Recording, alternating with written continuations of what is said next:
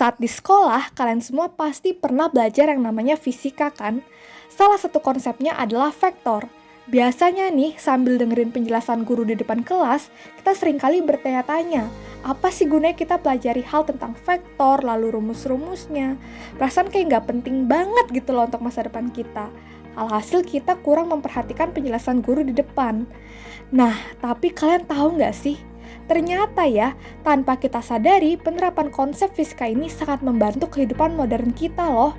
Jadi ada satu benda yang menggunakan penerapan fisika yang kita sentuh bisa hampir setiap hari, bahkan setiap 5 menit. Penting banget ya. Nah, kalian tahu nggak sih apa itu bendanya? Ya, betul sekali. Benda itu adalah HP, handphone ataupun smartphone yang kita pegang setiap hari, yang kita bawa kemana-mana. Nah, walaupun kalian menyentuhnya setiap hari untuk scroll TikTok lah, scroll Instagram, mabar sama temen, ataupun chatan sama pacar, pernah nggak sih kalian mempertanyakan hal sepele seperti, kok bisa ya sebuah layar itu merespon setelah diberikan sentuhan? Apakah ada kegiatan supranatural di balik layar tersebut? Nah, kalau kalian mau tahu jawabannya, yuk simak video sampai habis ya.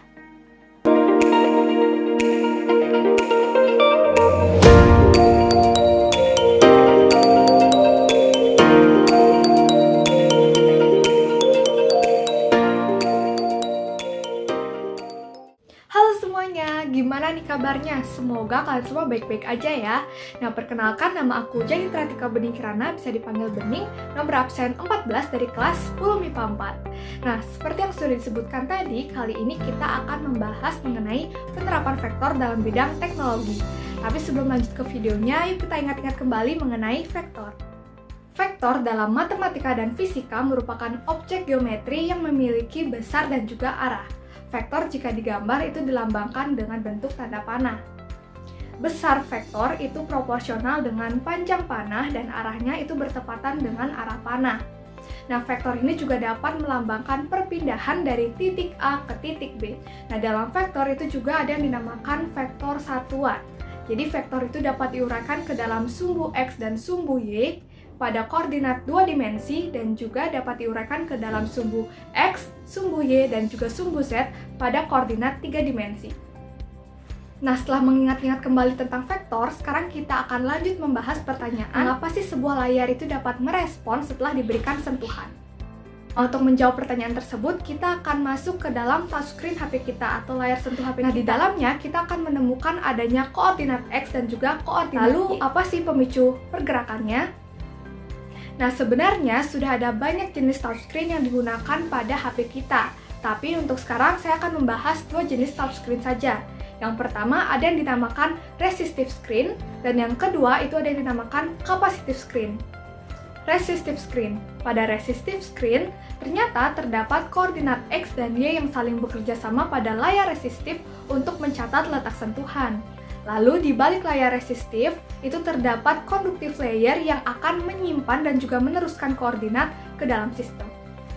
Capacitive screen. Pada capacitive screen ada sebuah sensor yang bernama ITO.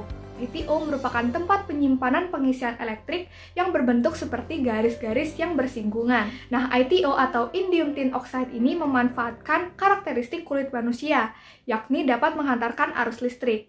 Nah, saat kita menyentuh layar HP, arus listrik pada kulit itu akan berpindah ke layar dan mengenai sensor tersebut. Selanjutnya, arus listrik dari tangan kita yang telah tersimpan di ITO itu akan merusak arus listrik yang teratur pada layar, sehingga titik pusat sentuhan akan masuk ke dalam kapasitor untuk disimpan sementara dan akan diproses lebih lanjut. Nah, jadi sudah terjawab ya, mengapa sebuah layar itu dapat merespon setelah diberikan sentuhan. Jadi ada andil dari koordinat X dan koordinat Y yang saling bekerja sama untuk mencatat letak sentuhan kita. Nah, tapi emangnya penerapan vektor dalam bidang teknologi cuma sebatas itu aja ya? Yuk kita cari tahu lebih lanjut. Dalam sains komputer, ternyata vektor juga digunakan untuk pembuatan grafis yang disebut dengan grafis vektor. Grafis merupakan gambar yang tersusun dari koordinat-koordinat.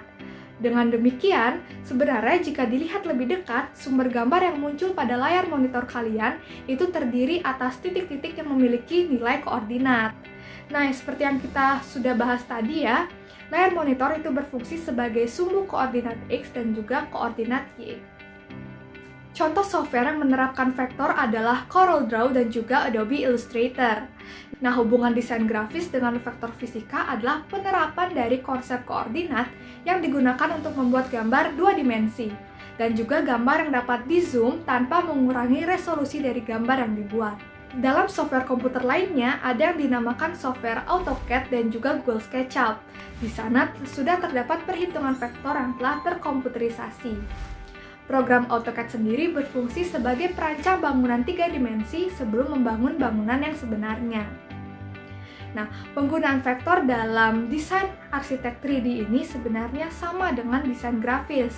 Hanya saja, pada desain arsitek 3D ini menggunakan 3 sumbu, yaitu sumbu X, sumbu Y, dan juga sumbu tegak atau sumbu Z, atau koordinat 3 dimensi.